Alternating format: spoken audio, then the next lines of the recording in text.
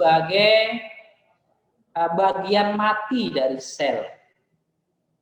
Oke. Kemudian yang kedua, selain bagian mati sel atau dinding sel, juga ada bagian hidup dari sel yang disebut dengan istilah protoplasma. Oke. Nah, dinding sel itu tidak semua sel punya, ya. Ada beberapa organisme yang tidak punya dinding sel. Ya, tapi kalau protoplas itu semua sel punya, ya, bagian hidup sel. Kemudian protoplas itu dibagi menjadi dua bagian besar. Yang pertama adalah membran sel, pembungkus bagian luarnya. Jadi kalau sel-sel yang punya dinding, nanti setelah dinding ada membran lagi. Ya, tahu membran itu selaput ya, nanti strukturnya kita akan jelaskan. Gitu ya, selaput pembungkusnya. Selain itu ada sitoplasma. Sitoplasma itu bagian yang ada di dalam membran. Nah, apa saja yang ada dalam membran atau sitoplasma itu ada 3 bagian besar. Sitosol. Sitosol itu kan semi padat ya. Sito itu sel, sol itu cairan semi padat. Kan ada sol cair dan padat ya. Cair, sol dan padat. Organel. Jadi di sitoplasma itu sitosol, kemudian ada organel. Nah, organel ini nanti ada banyak, kita jelaskan lebih lanjut nanti. Dan sitoskeleton atau rangkas sel. Rangkas sel itu ada 3 macam. Ya, ada mikrofilamen, mikrotubulus, dan filamen intermedier. Oke. Nah, sementara yang organelnya ini dibagi jadi 2 bagian besar. Apa sih Kak organel? Nanti organel itu ya, kan kalau kita balik ke sini, jadi di dalam setelah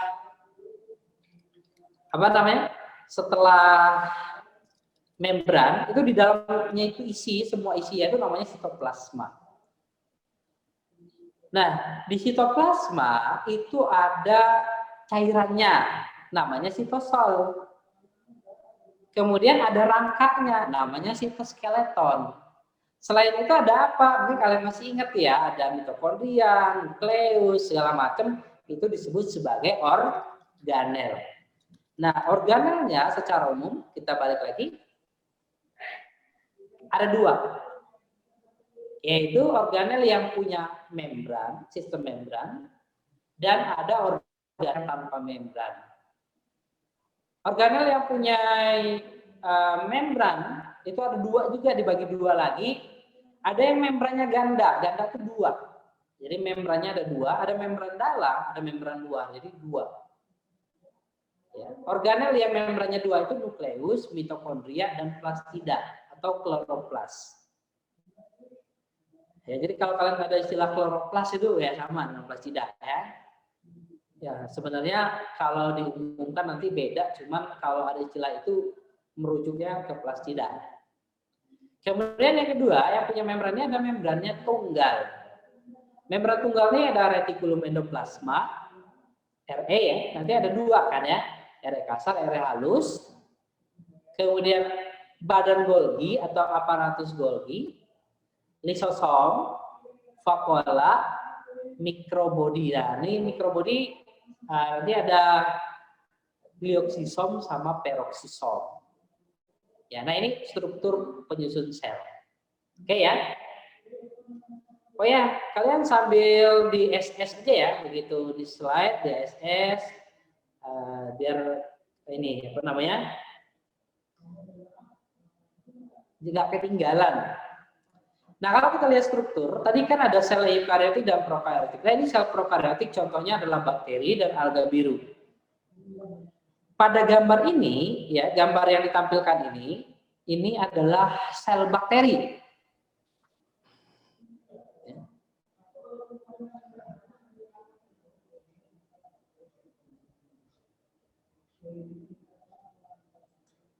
Oke. Oh ya, ada kalau yang udah ikut kemarin, ya ini materi kemarin. Soalnya ini kan kelasnya beda ya. Materinya masih sama karena kelasnya beda dengan yang kelas kemarin. Oke. Iya, nanti kita ulang pas ini ya. Kita lanjutkan dulu. Nah, struktur sel prokariot coba diamati. Ini bagian-bagiannya seperti ini ya. Ada dinding sel, ya, dinding sel. Kemudian ada membran sel. Nah, di luar membran sel ada kapsul. Nukleoid, jadi bukan nukleus. Ribosom, pili itu rambut-rambut ini. Ada granula penimbun yang ini dan ada flagel. Ini bagian-bagian dari sel prokariotik. Ya, ini diingat nanti akan kita bandingkan dengan sel-sel eukariotik ya. Kalau kita lihat nih organelnya cuma ribosom ya. Jadi organel-organel yang tadi udah disebut cuma ada satu organel di sini yaitu ribosom. Ini sel prokariotik.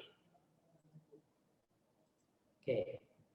Nah, selanjutnya ini adalah sel hewan. Sel hewan itu termasuk sel yang eukariotik. Bagiannya lebih banyak nih. Hampir semua organel yang tadi sudah dijelaskan di awal itu ada di sini. Ya, kalau kita lihat nih ada nih. Kecuali plastida dan bagian sel berupa dinding. Jadi sel hewan itu tidak punya dinding. Kemudian tidak punya plastida. Selebihnya ada ya. Coba kenali nih gambarnya nukleus. Disebut nukleus karena ada membran nukleusnya. Kalau tadi disebut nukleoid ya karena tidak ada membran. Inilah yang disebut dengan karioteka. Nah, di dalam nukleus membrannya itu ganda, kemudian dia berpori. Jadi membrannya itu ada pori-porinya. Ya kan? Di dalamnya ada kromatin. Kromatin itu adalah benang-benang DNA. Ya, DNA yang nanti akan jadi kromosom. Kemudian ada apa lagi? Ada anak inti, nukleus. Ini ditemukan di dalam nukleus, ya, inti sel. Fungsinya apa, Kak? Nanti akan kita bahas ya. Nanti kita bahasnya agak cepat nanti kalau pas sudah fungsi-fungsi ya. Kita lihat bagiannya dulu ya. Kemudian ada apa lagi? Di sekitar inti itu ada retikulum endoplasma kasar dan halus. Yang kasar itu yang ada bintik-bintik, yang halus itu yang tidak ada bintik. Bintik itu apa sih? Bintik ini sebenarnya adalah ribosom. Ya, kemudian ada membran, pembatas terluarnya membran, ribosom ya, ada badan Golgi, lisosom, mitokondria. Nah, nih. Tadi jelaskan mitokondria itu membrannya ganda. Ya kan? Nih, ada membrannya dua dan membrannya itu yang dalam dan luar. Kalau nukleus tadi, membrannya itu berpori. Kalau mitokondria itu membrannya tidak berpori, tapi bagian membran dalamnya membentuk lekukan-lekukan yang nanti disebut dengan nama kriste. Ada lisosom, peroksisom. Ya, peroksisom ini termasuk mikrobody, mikrofil, mikrotubulus yang ada rangka sel ya, mikrofilamen. Ada sentrosom, ada flagel. Beberapa sel hewan tuh punya flagel. Oke, nah ini struktur sel hewan. Boleh nih di ASS silakan. Kita lanjut. Nah, kalau kita bandingkan dengan prokariotik tadi banyak yang di prokariotik ada di sini, yang tidak ada di prokariotik ada di sini ya. Organel, terutama organelnya yang prokariotik itu hanya punya ribosom, yang organel lain nggak ada. Kita lanjut ke sel hewan, tumbuhan maksud kata. Nah, sel tumbuhan ini juga punya sebagian yang tadi sudah disebutkan pada peta konsep yang awal. Jadi ada nukleus, nukleusnya sama nih berpori, retikulum endoplasma kasar halus. Kemudian, nah ini, kalau pada sel tumbuhan dia punya vakuola dan vakuolanya itu ukurannya jumbo. Disebut dengan istilah vakuola sentral ya atau vakuola pusat. Gitu. Nah, vakuola pada tumbuhan ini ukurannya besar. Bahkan ukurannya bisa melebihi ukuran nukleus. Kalau sel hewan gimana, Kak? Sel hewan itu ya hanya beberapa ya yang punya vakuola. Jadi tidak semua sel hewan punya vakuola. Kalaupun punya, vakuolanya kecil. Itu ya, itu perbandingannya. Berikutnya nih ada mikrotubulus sama ya. Nah ini beda nih, kloroplas. Kloroplas itu tidak ditemukan pada sel hewan atau disebut dengan plastida. Kloroplas ini termasuk ya organel yang membrannya dua nih, ganda juga. Jadi membrannya ada dua garisnya. Oke. Kemudian dinding sel. Nah, dinding sel ini ditemukan pada sel tumbuhan. Nanti juga ada pada bakteri, tadi ada dinding sel ya. Kemudian pada jamur itu ada dinding selnya. Selanjutnya ada peroksisom ada nih. Membran ada ya. Membran ada. Jadi sama. Mitokondrianya ada, badan Golgi ada. Jadi beberapa perbedaan dinding sel, vakuola, kloroplas. Dan tadi kalau kita lihat lagi yang sel hewan itu dia punya ini sentriol dan lisosom. Ya, sentriol dan lisosom ternyata tidak ditemukan pada sel-sel tumbuhan. Nah, nanti pada sel tumbuhan sebagai pengganti lisosom, karena nanti lisosom itu berperan sebagai alat pencernaan intrasel, nanti digantikan oleh vakuola. Gitu ya. Nah, ini kira-kira deh perbandingan antara sel prokariotik dan eukariotik dan antara sel hewan dan tumbuhan. Sel hewan dan tumbuhan itu masuk kelompok sel yang bersifat eukariotik. Lanjut ya. Nah, tadi kita sudah lihat bagian-bagiannya lewat gambar. Ya. Melalui gambar sudah kita lihat bagian-bagiannya. Sekarang ini kita bahas rinciannya. Pertama adalah dinding sel. Dinding sel ini tidak dimiliki oleh semua sel, ya. Terutama sel hewan itu tidak punya dinding. Nah, apa sih Kak fungsi dari dinding sel? Fungsinya adalah memberi bentuk sel. Ya. Jadi sel itu ada bentuk dan bentuknya itu kaku, tetap atau istilahnya plastis, gitu ya. Sehingga bentuknya nggak berubah-berubah. Kalau berubah bentuknya dia nggak bisa kembali semula, ya. Itu dinding sel. Bersifat mati ya. Maka tadi Kakak sebutkan di awal, dinding itu adalah bagian mati dari sel. Sel apa saja yang punya dinding nih? Ada bawah ya, ada eubakteri, bahannya peptidoglikan, arkebakteri, pseudopepptidoglikan, fungi, kitin ya. Jadi kalau fungi kalau kelas 10 kan udah belajar ya. Fungi dinding selnya kitin. Kalau bakteri apa? Peptidoglikan gitu ya. Omikota itu jamur ya, protisa mirip jamur atau jamur air ya. Nah, ini selulosa. Kemudian ada plante. Plante itu tumbuhan. Tumbuhan itu dinding selnya umumnya adalah selulosa. Gitu. Jadi ya.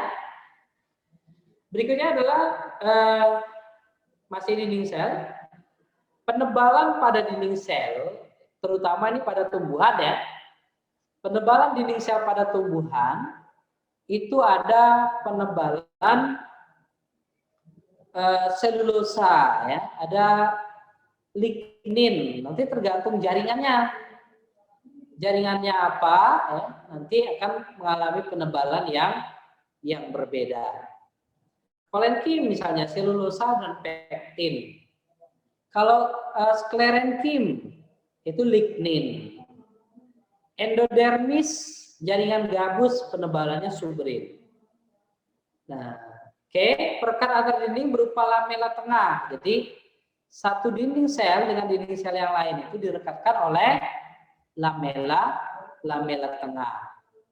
Punya lubang ya di antar dindingnya itu namanya noktah. Kalau di tadi ada gambar maaf. Nah nih ya, jadi ada lubang-lubang ini namanya noktah. Nah, pada lubang nanti membrannya tertekan keluar. Nah, membran yang tertekan itu namanya plasmodesmata ya.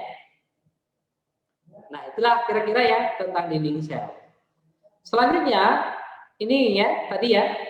Jadi dinding sel itu memisahkan sel dengan sel yang lain.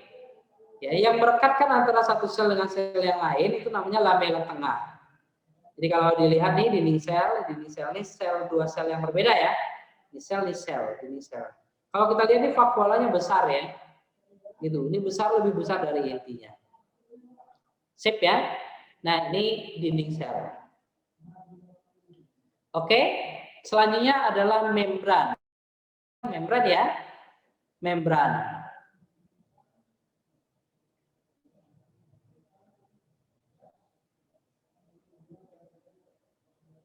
Oke, kita lanjut. Membran plasma itu berfungsi sebagai pelindung serta mengatur lalu lintas keluar masuknya zat. Jadi sel itu kita kan kamar ya, kamar itu pasti punya pembatas. Apakah itu pembatasnya dinding yang tebal, misalnya tembok, atau hanya tirai saja membran gitu ya. Nah, kalau ada zat yang mau masuk atau keluar dari kamar atau sel ini, ya ruang ini, maka mau tidak mau dia harus melewati membran.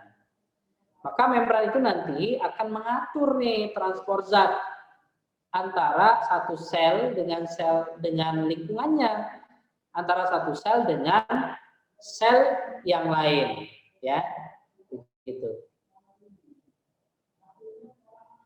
Nah, bagiannya apa saja nih? Ada 3 unsur utama penyusunnya, fosfolipid, protein, dan gula.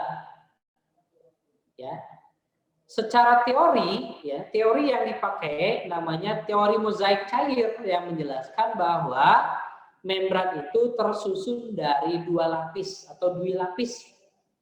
Ya, teorinya disebut teori mozaik cair. Dan membran sel itu bersifat semi permeabel. Artinya hanya bisa dilewati oleh zat-zat tertentu. Jadi ada 3 istilah. Pertama adalah permeabel. Permeabel itu bisa dilewati oleh zat apa saja, jadi bebas. Ya. Yang kedua ada semi permeabel. Semi permeabel itu bisa dilewati oleh zat tapi terbatas. Itu sifat-sifat membran ya.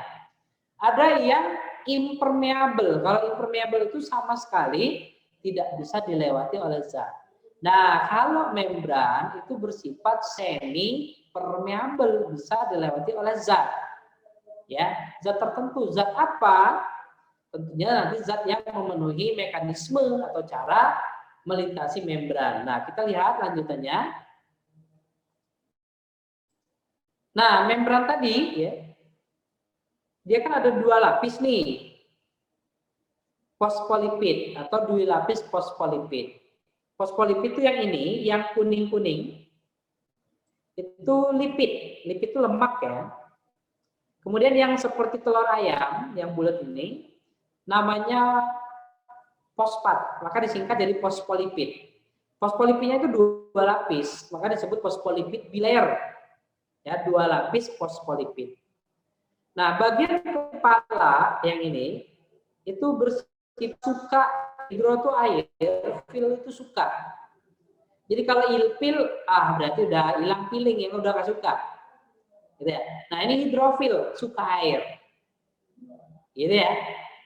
Jadi bagian yang fosfatnya itu suka air, sementara yang bagian dalam, yang lemaknya itu hidrofil. Hidrofobik, maaf. Fobia itu takut, ya, takut sama air, sehingga dia ke bagian dalam. Selain itu ada protein, ini protein yang besar, dan ada karbohidrat. Oke. Nah, ini secara umum, kalau kita lihat lebih detail lagi, nah inilah struktur membran. Ada fosfolipid bilayer, proteinnya ada 2 macam, integral sama periferal, dan gulanya itu ada glikolipid dan glikoprotein. Glikolipid adalah gula yang nempelnya di lipid. Sini ya. Kalau glikoprotein adalah gula atau karbohidrat yang nempelnya di protein.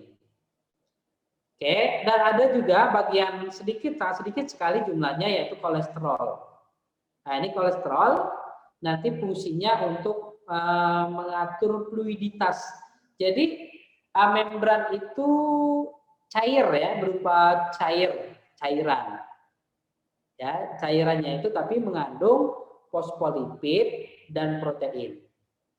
Sehingga nanti fluiditasnya, kekentalannya nanti diatur. Siapa yang ngatur? Kolesterol. Kak, berarti kolesterol berfungsi juga? Iya, dalam jumlah yang dalam jumlah yang pas ya. Kalau berlebihan, nah itu yang tidak tidak sehat. Oke ya. Nah, membran ini ya tidak bisa dilewati oleh sembarang zat. Ya. Jadi untuk melintasi membran ini tidak semua zat. Terus zat yang seperti apa? Nah, sebelum ke sana nih. Jadi tadi kan ada protein ya. Protein pada membran itu yang ukurannya besar. Fungsinya apa saja nih? Pertama transport zat. Yang kedua induksi sinyal. Jadi kalau ada sinyal apakah itu hormon, ya, enzim, nah itu yang menginduksi atau memicu ya, penerimaan sinyal itu di protein. Terus melekatkan dua sel yang bersebelahan. Pelekatnya itu ada protein, ya. Kemudian reaksi enzim, pengenalan sel-sel. Jadi untuk mengenali sel, ya itu bagian glikoprotein. Termasuk nih misalnya ada bakteri menyebabkan tipes misalnya, itu kan nanti ya, hidup di saluran pencernaan ya. Nah itu nanti menginfeksi saluran pencernaan. Nah gimana dia mengenali saluran pencernaannya? Dengan mengenali proteinnya. Termasuk misalnya sekarang virus corona ya. Gimana dia bisa melekat kok cuma di saluran pernapasan? Karena dia mengenali glikoproteinnya. Oke, kemudian ada pelekatan sitoskeletal atau rangka sel. Lanjut ya. Nah, ini yang tadi kakak sebutkan, bagaimanakah cara zat itu melintasi membran sehingga bisa keluar atau masuk ke dalam sel. Nah, nanti ada dua cara secara umum ya, perlintasan zat itu. Pertama namanya transport pasif. Transfer pasif itu ya pengangkutan zatnya tidak menggunakan energi, jadi nggak pakai tenaga. Yang kedua, ya, pengangkutannya itu dengan transport aktif. Kalau dengan transport aktif itu menggunakan energi berupa ATP. Jadi untuk mengangkut suatu zat dari luar sel ke dalam sel atau dari dalam sel ke luar sel itu menggunakan energi berupa ATP. Itu transport aktif. Nah, yang transport pasif ya, nanti ada 3 ya. Ada 3. Yang pertama namanya difusi. Yang kedua difusi terfasilitasi. Yang ketiga osmosis. Itu transport pasif. Nah, berikutnya transport aktif menggunakan energi, dan ada lagi transport zat-zat yang ukurannya besar. Jadi kalau yang transport aktif dan pasif tadi, transport zat yang ukurannya kecil. Ya, kalau ukuran zatnya besar, maka dia menggunakan mekanisme tersendiri yang disebut dengan endositosis atau eksositosis. Mari kita lihat apa itu difusi, ya, apa itu difusi terfasilitasi, dan apa itu osmosis. Difusi adalah perpindahan zat pada cair atau gas, ya, ya, itu dari konsentrasi larutan yang tinggi ya, ke konsentrasi yang lebih rendah, atau dari jumlah zatnya banyak ke yang jumlahnya sedikit. Sederhananya begitulah kira-kira ya. Misalkan ya, ini ada karbon dioksida di dalam pembuluh darah, paru-paru itu lebih banyak daripada di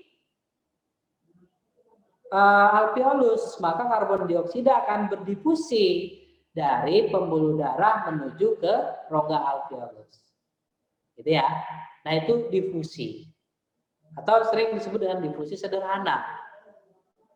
Ya. Jadi ada zat-zat yang melintasi membran itu secara difusi.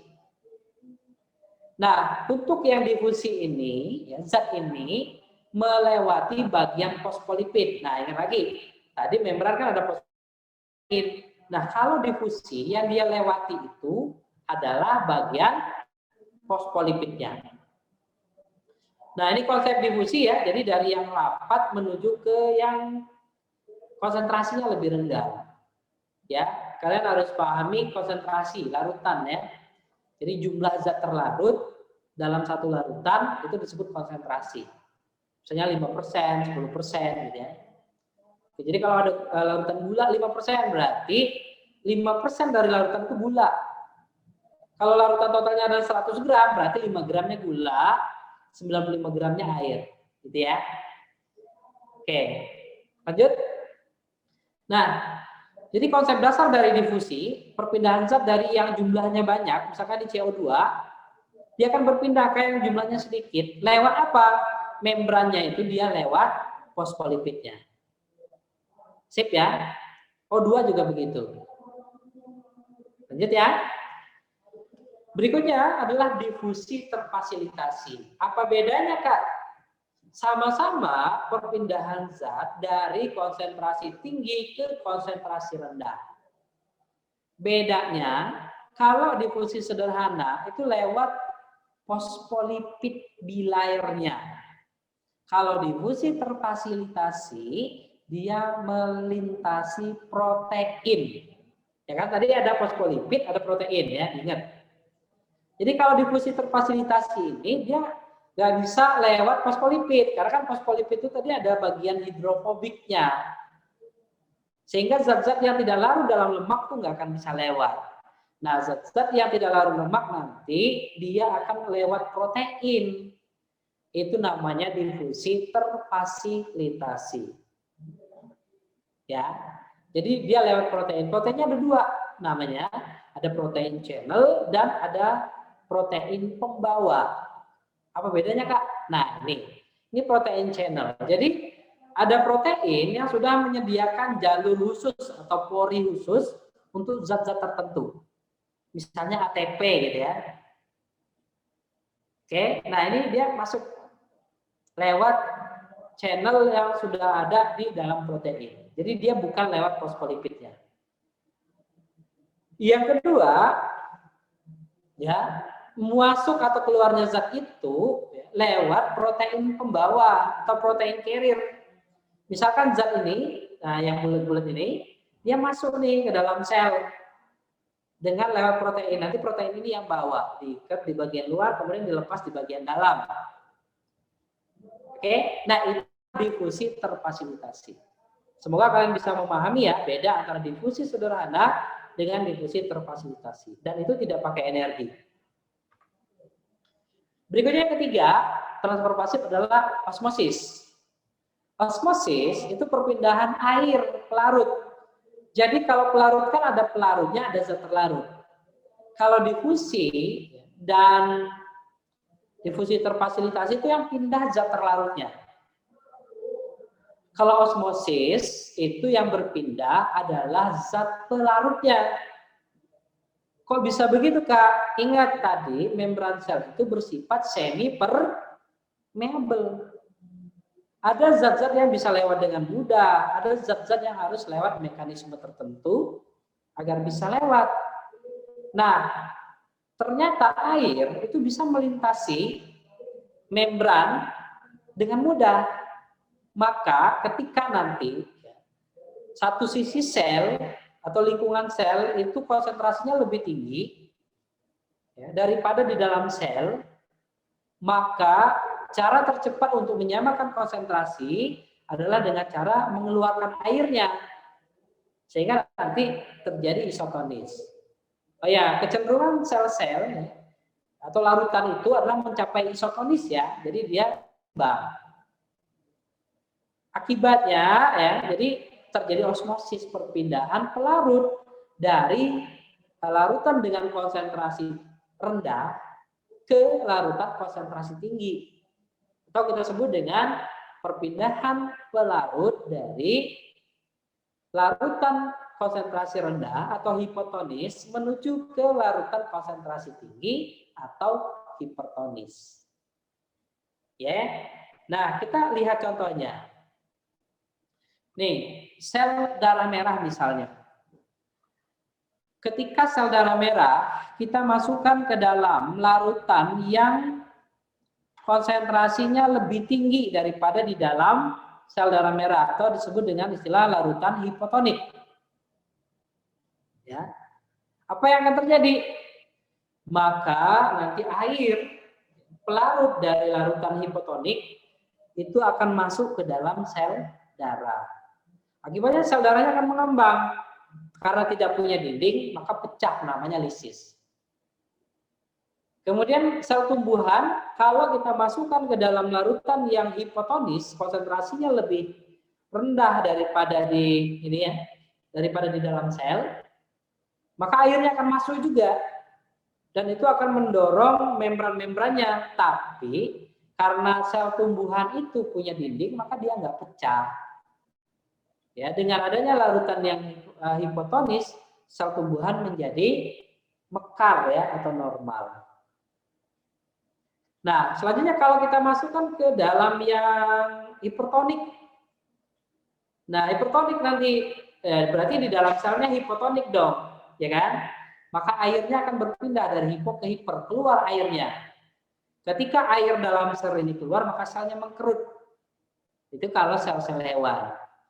Kalau sel tumbuhan, ya, sama nih. Kalau masukkan ke dalam larutan yang hipertonik, airnya akan keluar juga.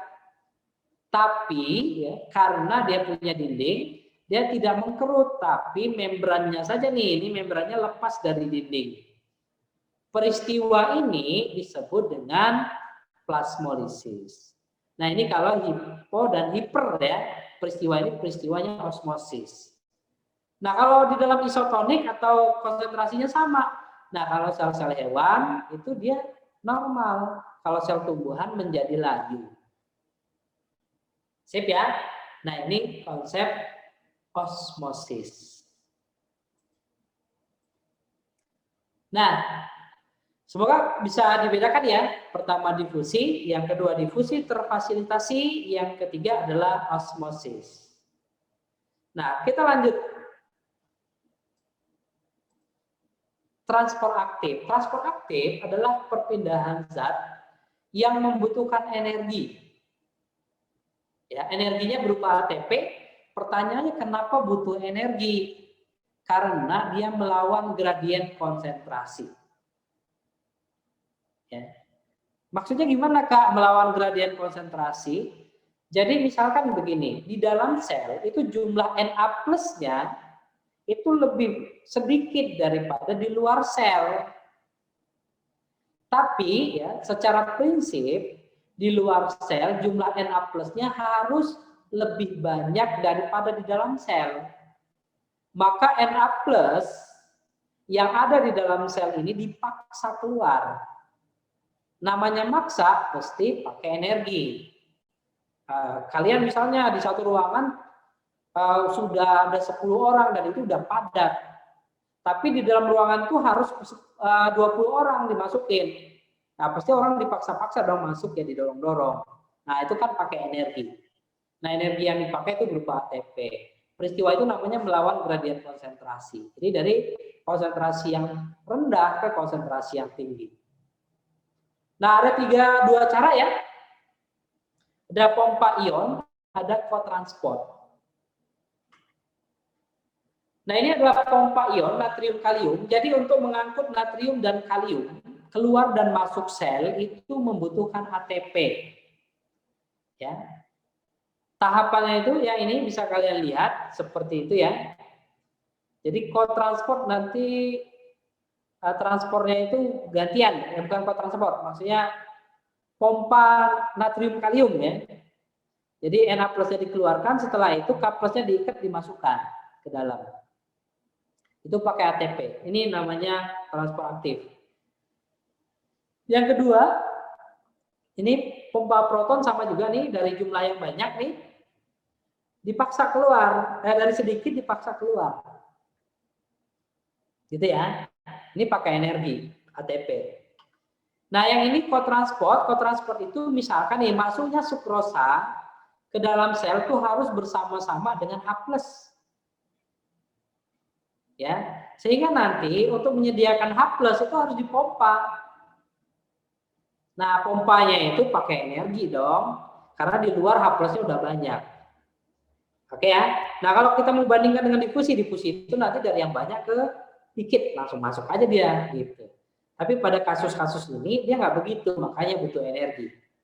Bisa dipahami ya, insya Allah. Selanjutnya adalah transport massal, yaitu pengangkutan zat-zat dalam jumlah besar atau banyak melalui dua cara, yaitu pertama endositosis, memasukkan zat dari luar ke dalam sel dengan membuat lekukan pada membran. Nah, endositosis dan eksositosis itu hanya bisa dilakukan oleh sel-sel yang tidak punya dinding. Oke ya. Ada 3 cara nih yang endositosis, ada pinositosis, fagositosis, dan endositosis. Kalau yang dimasukkan cairan, pinositosis. Kalau yang dimasukkan zat-zat yang padat, namanya fagositosis. Ya. Kalau yang dimasukkan itu, zat-zat yang harus ada pengenalnya pada membran, namanya endositosis dengan reseptor. Ya. Misalnya memasukkan glukosa akibat insulin, atau memasukkan antibodi ke dalam sel. Gitu.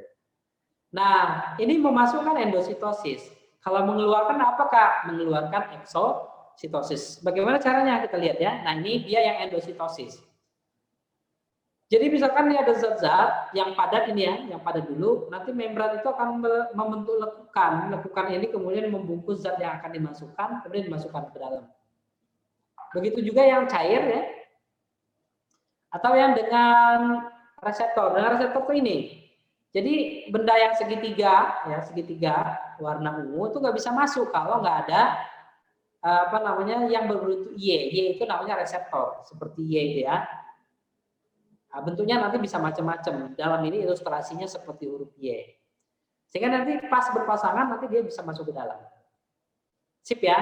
Biasanya apa, Kak? Biasanya ini endositosis, ini sel-sel organisme bersel satu misalnya. Atau sel darah putih dalam tubuh kita, itu tumbuh makan bakteri, itu pakai endositosis. Oke ya. Selanjutnya yang eksositosis itu mengeluarkan ya. Sip. Nah, itu ada ya. Nah, ini tentang membran. Nah, untuk yang lain, nanti kan ada organel-organel nih. Kita agak cepat ya. Soalnya ini kita ambil inti-intinya saja. Sitoplasma. Sitoplasma itu cairan. Ya. Cairan semi padat. Nanti isinya itu ada senyawa-senyawa organik dan anorganik. Oke ya. Nah, ini sitoplasma. Ada organel-organelnya juga. Seperti tadi ada peta konsepnya tadi ya. Bisa dilihat lagi. Nah, organel itu ada nukleus. Nukleus itu ya, membrannya ganda, berpori. Ya, fungsinya adalah untuk sintesis DNA RNA, mengendalikan semua aktivitas sel. Di dalam nukleus ada anak inti namanya nukleus. Ya, berpori, membrannya, cairannya namanya nukleoplasma. Pembungkusnya namanya karioteka. Oke, bisa dipahami ya. Kita lanjut. Nah, ini nukleus. Bisa dilihat tadi ya, membrannya itu ada pori-porinya. Membrannya 2. Ya, di dalam ada kromatin, nukleus, ada nukleoplasma, gitu ya. Selanjutnya retikulum endoplasma. RE ini ada di sekitar nukleus karena memang dia dibentuk oleh membran nukleus. Retikulum endoplasma secara umum fungsinya adalah transportasi intraseluler atau pengangkutan di dalam sel. Nah, dia ada dua, nanti ada area kasar dan area halus. Kalau area kasar itu sebagai tempat sintesis protein. Ya, yang mensintesis protein itu kan ribosom. Ribosom yang nempel di RE nanti dia akan sintesis protein, ya. Kalau area halus itu untuk sintesis lemak. Oke ya. Nah, ini retikulum endoplasma. Minum sebentar ya.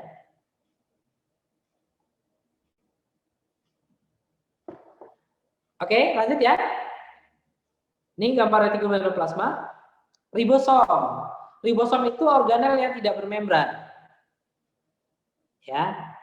Ditemukan pada sel eukariotik maupun prokariotik. Fungsinya adalah untuk sintesis protein. Badan Golgi. Badan Golgi ini tadi gambarnya sudah ya. Badan Golgi ini secara umum fungsinya adalah untuk ekskresi dan sekresi. Ya.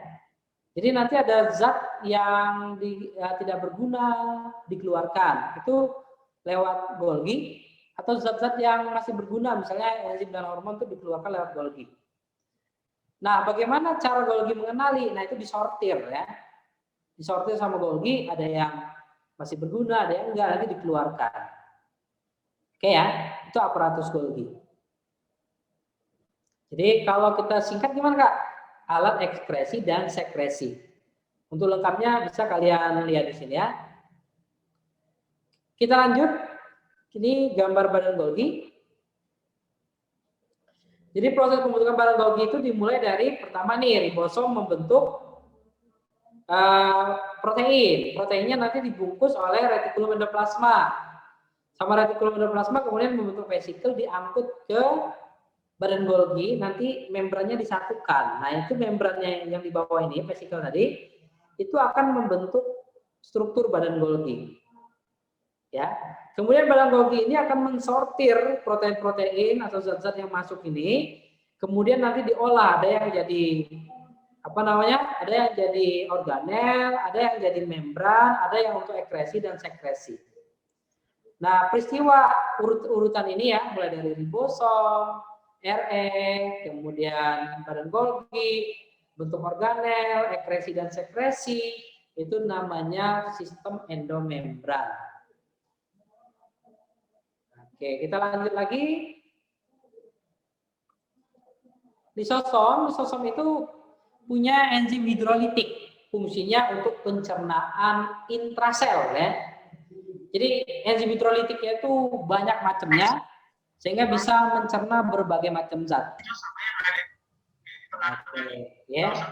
Nah, caranya ada fagositosis, autofagi, autolisis, gitu. Dan hanya dijumpai pada sel-sel hewan, jadi sel tumbuhan nggak ada.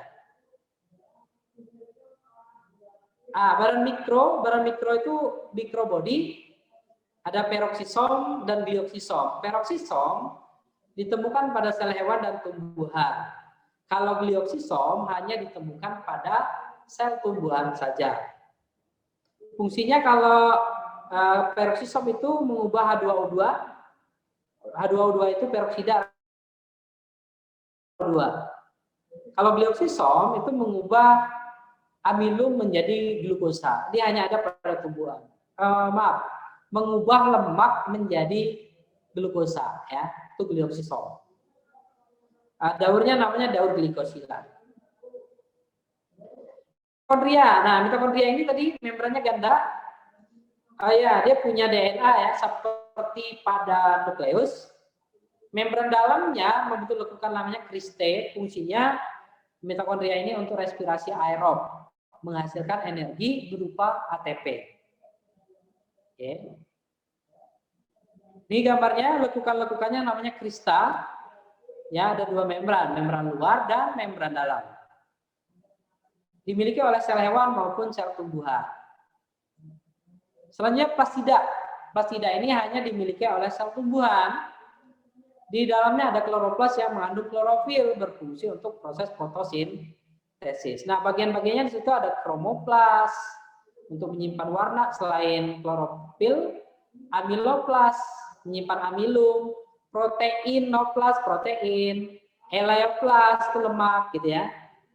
Jadi kalau amilum berarti ya, proteino berarti protein. Krom itu warna ya, warna selain klorofil. Oke, ini plastida. Ini gambar plastida, membrannya 2 juga. Dan di dalamnya ada tilakoid, nanti akan lebih detail lagi dibahas.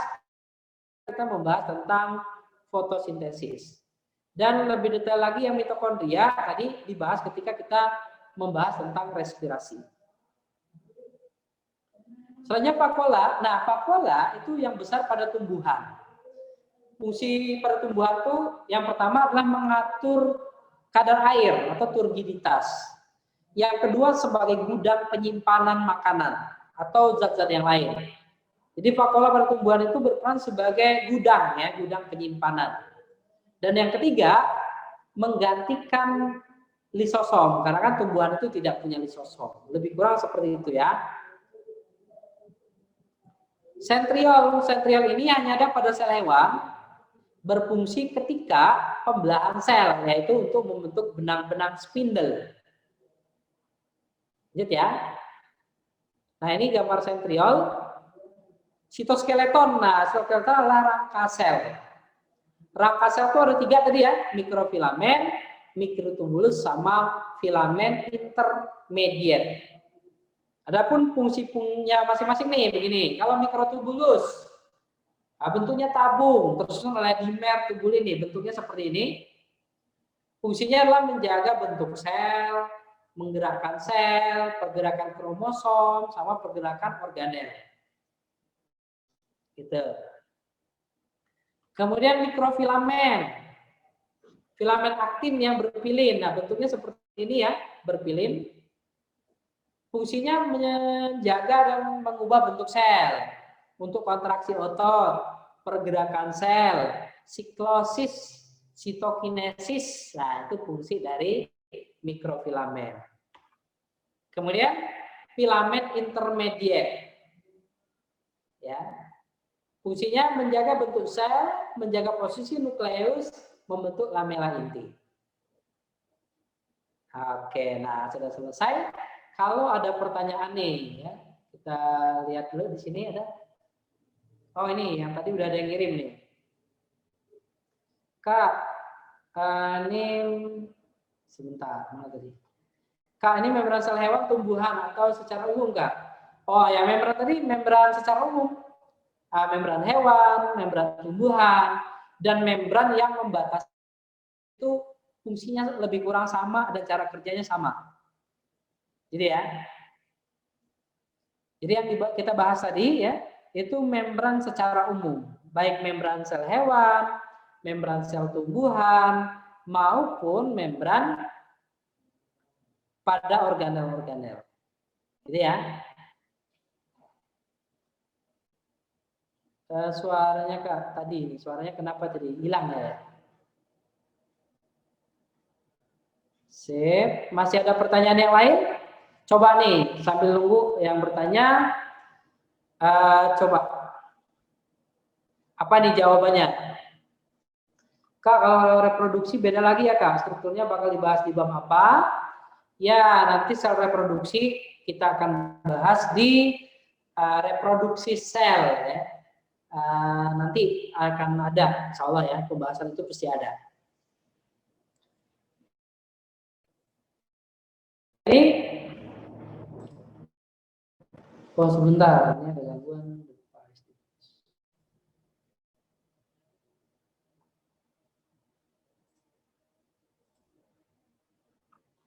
Ya maaf tadi ada ini trouble di videonya, apa namanya, kameranya.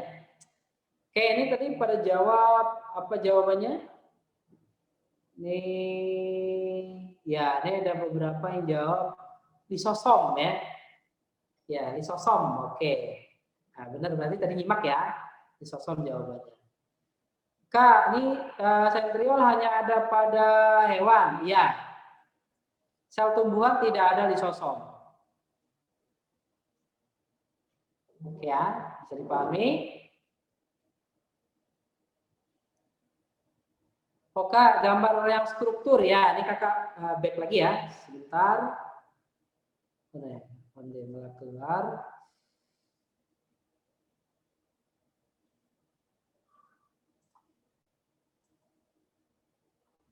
Oke, ini yang struktur. Yang mana deh?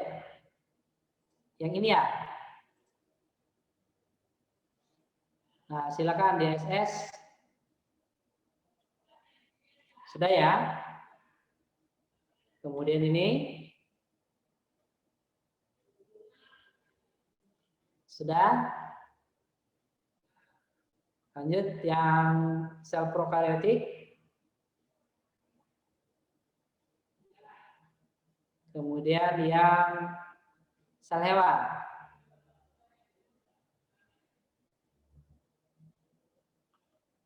Sel tumbuhan. Sudah ada deh? Mitokondria, oke.